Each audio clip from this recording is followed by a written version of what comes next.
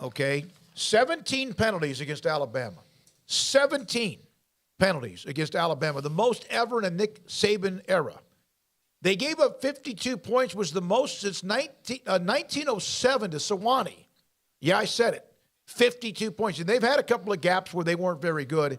That is a couple of different things that were, along with they still made big plays. They still had some gifts. They still forced a lot of things. Now, this is from the 832, a text message. This is why, what have you done for me lately? Do you think Nick Saban is losing his fastball? Lost or almost lost several big games the last few years. The answer to that, in my opinion, is emphatic no. They won the national title 2 years ago. He did win a bunch in a short amount of time, 9, 11, and 12. He's now won 15. He won in 17. He won in 20. Yes, he lost to Georgia. He lost to Clemson. I don't know what's happening with them as far as the discipline and the penalties against Texas and against Tennessee, but I don't think there's any way that he's lost his fastball. No, and look, sometimes it gets harder to win when everybody around you is hiring guys specifically to beat you. Kirby Smart at Georgia is hired to beat Alabama.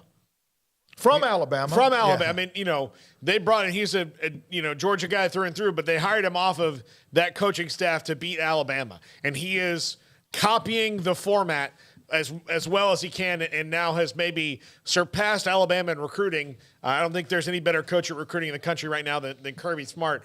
They're doing so well at Georgia. And then you just have people all around you. You are, they are the 800-pound gorilla. They're everybody's Super Bowl, and it happens. I don't think he's lost his fastball. I do think, though, that if you have a year like you did last year where you lose a bunch of talent, sometimes you're going to have a little bit of a drop-off before the other guys are ready.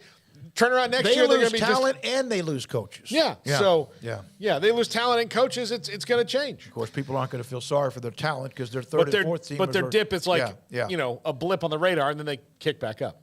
Yeah, I just think everybody else has, found themselves in a good spot as far as having the right mix of coaches and talent, and I think you can probably point to NIL for some of that. I think you could probably point to just, the difference that Josh Heupel makes versus, who we've seen at Tennessee previously is like they finally landed on a guy who's, looks like he's going to be the dude and really, make them feel like they're back to the mountaintop, and are going to stay there as opposed to kind of a flash in the pan feeling or never being able to feel like you're going to get over that hump against Alabama. I mean, they got over that hump, at least on this time around this past Saturday. And so I can only imagine what the belief level is like in Knoxville at this point. But, yeah, I just think look at that game. It was Saturday night, loaded stadium. I mean, you lost by 1 point despite having, a historic amount of penalties and this ferocious crowd and all of that, you still were right there at the very end, despite all of that. So I think most teams would have been blown out by 30,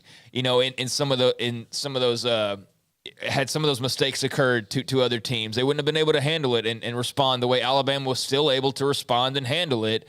And so, yeah, I mean, maybe the fastball is only 97 rather than 100, but 97 is still going to beat most everybody. It's just not going to beat Tennessee in a freaking thrilling contest at their place where it's just Nutsville.